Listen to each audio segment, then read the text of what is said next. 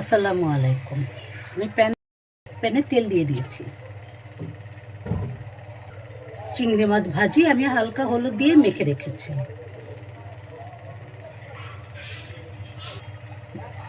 আশা করি আপনারা সবাই ভালো আছেন। আমি আলহামদুলিল্লাহ আছি। আমি পেঁয়াজ দিয়ে দিয়েছি।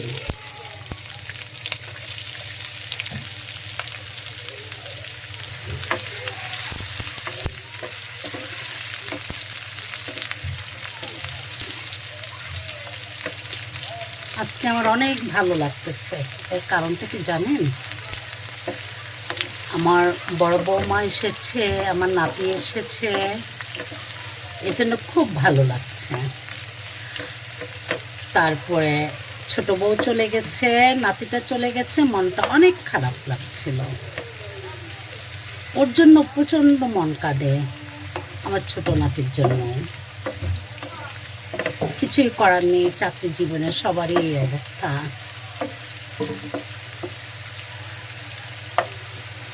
এখন আমি আদা রসুনটা দেব একটু পরে, পেঁয়াজটা সোনালি কালার হয়ে আসলে।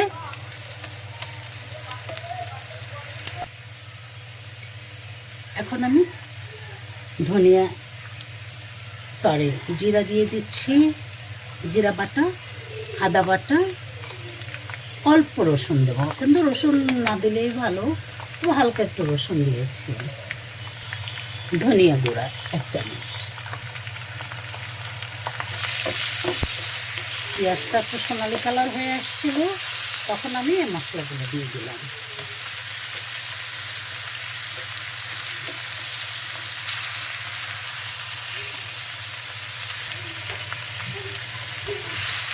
একটু হালকা পানি দিয়ে দিচ্ছি।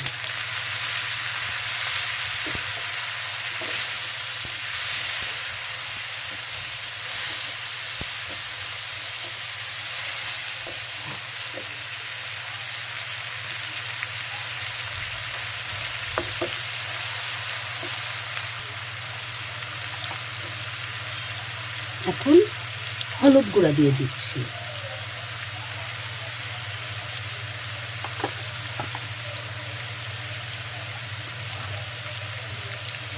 লবণ দিয়ে দিচ্ছি।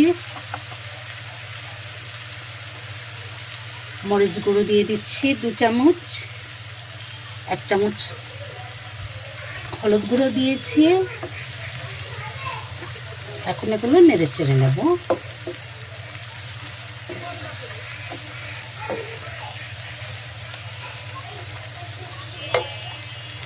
হালকা একটু পানি দিয়ে দিচ্ছি।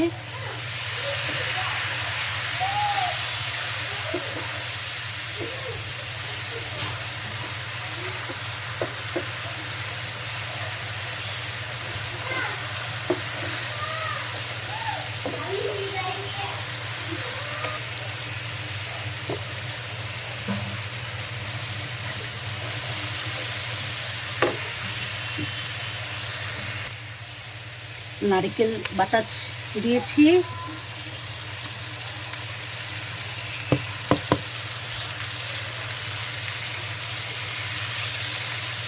চিংড়ি মাছ দিয়ে নারকেল বাটাটা অসাধারণ।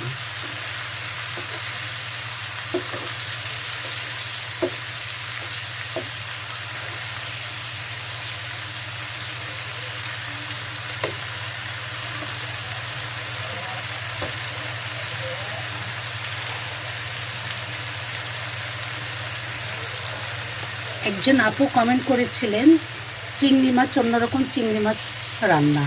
আরও একটা রেসিপি করে রেখেছি, এটাও আবার দেখিয়ে দিচ্ছি। আর 2টা চিংড়ি মাছের রেসিপি করেছি, আপনারা দেখে নেবেন। ভালো লাগলে আপনারা ওভাবে তৈরি করে খাবেন। যখন এটা একদম লালচে ভুনা হয়ে আসবে, তখন আমি চিংড়িগুলো দিয়ে দেব।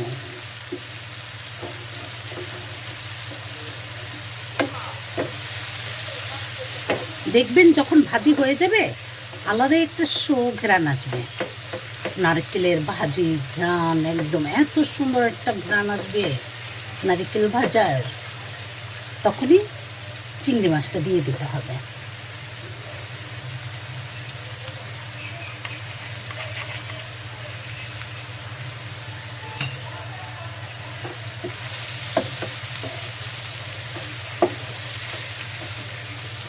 আমাদের বরিশালে আবার চিংড়ি মাছ দিয়ে ঝোল করে, চালের রুটি দিয়ে, গোশ দিয়ে এগুলো খায়।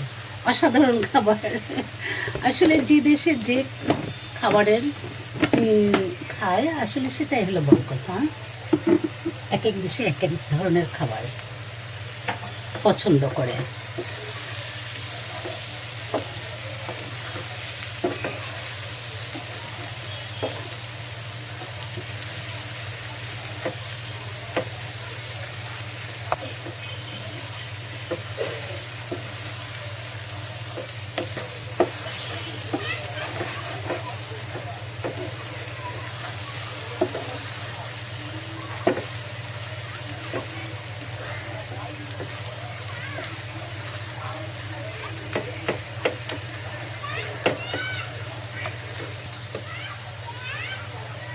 আমি এখন চিংড়ি মাছ দিয়ে দিচ্ছি।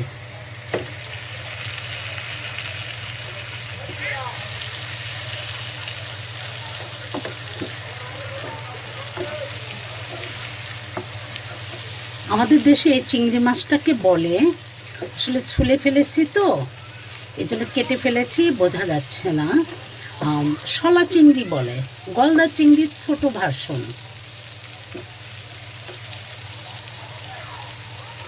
এটা একটা বাচ্চা চিংড়ি, মানে গলদা চিংড়ির ছোটটা আর কি, তো এখনো বড় হয়নি সেই চিংড়ি। এই চিংড়িটা খেতে অসাধারণ।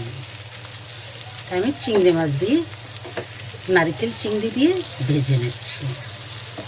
নারকেল চিংড়ি অনেক টেস্টি খাবার।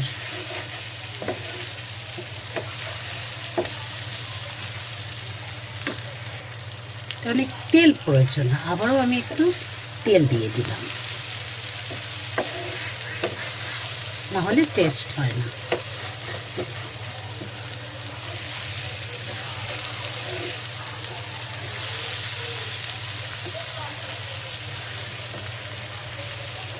চিংড়ি মাছের কালারটা নিয়ে নিয়েছে, এখন আর একটু হলুদ দিয়ে দিচ্ছি কালারটা সুন্দর আসার জন্য।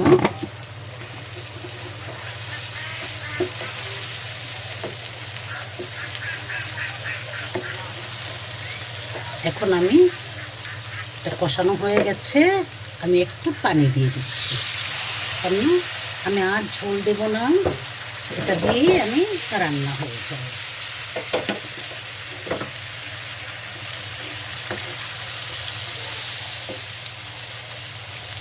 ঢেকে দেব একটু পরে।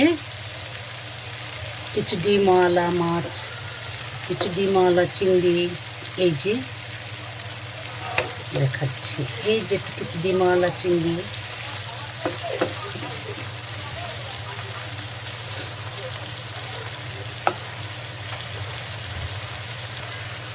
দিয়ে দিলাম।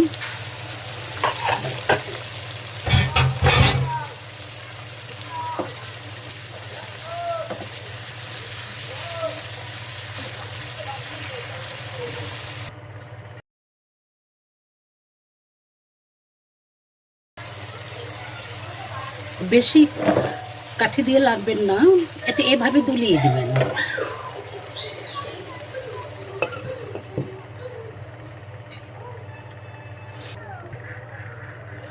হয়ে গেল নারকেল চিংড়ি, পেঁয়াজ নারকেল চিংড়ি।